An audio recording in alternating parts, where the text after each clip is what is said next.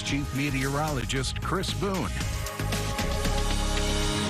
Well, it's Thursday, which means we have the updated drought monitor again. Still seeing the bullseye of some of those driest conditions, some of the extreme and exceptional drought conditions in through central Texas. But this low pressure system is going to be moving its way through, and that's actually where we're going to probably see the most help as those showers and storms kind of move across the state of Texas. That could really be helping out those drought conditions, not just for us here in the Concho Valley, but for much of Texas. Again, we're still seeing that upper level low kind of circulating up in towards the Four Corners region, in towards parts of Colorado. Again, starting to see it emerge from the Rockies, and it will be moving to the southeast. That's going to move in towards Texas, in towards the Panhandle region, and then that's when it really starts to run into some of that moisture. We'll start to see those showers and storms develop overnight tonight. We saw plenty of cloud coverage across the area, at least an increase in that cloud coverage. Winds have been out of the south, so a little bit breezy. We've been seeing those clouds kind of racing by across the area. We have seen an increase in those dew points as well. So again, a little bit more humid, and we certainly need that as the moisture kind of sets up in place for the arrival of that upper level low.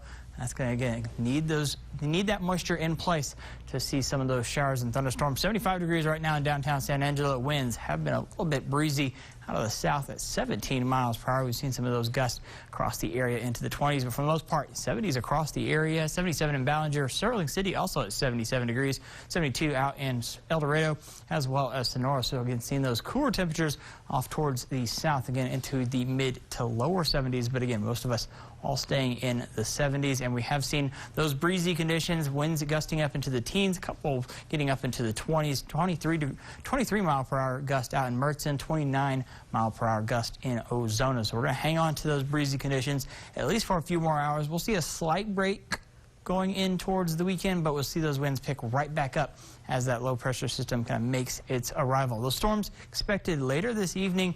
Again, this will be closer towards the midnight hour, 60% chance of rain.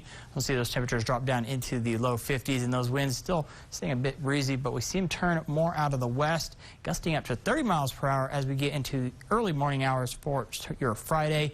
Again, hanging on to those 60% chance of showers and storms. Temperatures, though, only warming up into the mid-60s as we see that cold front make its presence really known.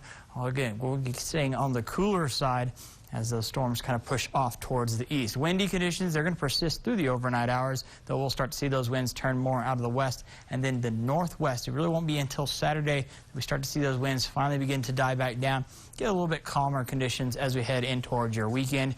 And we see those showers kind of developing right over the Concho Valley, kind of through much of the Red River Valley as well. And then it'll start to push off towards the east again over the next several hours. So it's going to be starting late tonight during about the midnight hour, and it'll develop through the early morning hours on Friday. By the evening hours, though, we'll start to dry out. So again, that's going to be good news for anyone headed out to any of those football games. But some of those showers and storms could be severe. In fact, we've bumped that up now up to a slight. Again, that is a 2 out of 5 on a category for our severe weather concern. And the biggest concern is going to be those high winds, as well as the possibility for some large hail associated with those thunderstorms. So again, we'll time everything out. It really starts to develop closer towards the midnight hour.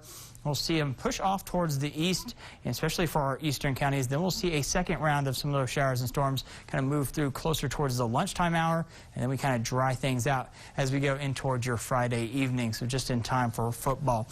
So as we take a look again at your 7-day forecast, again, the bullseye for that rain total is expected to be just off towards the east. Cooler temperatures as we head in towards your weekend. We'll start to see a slight warm up going into the middle of next week.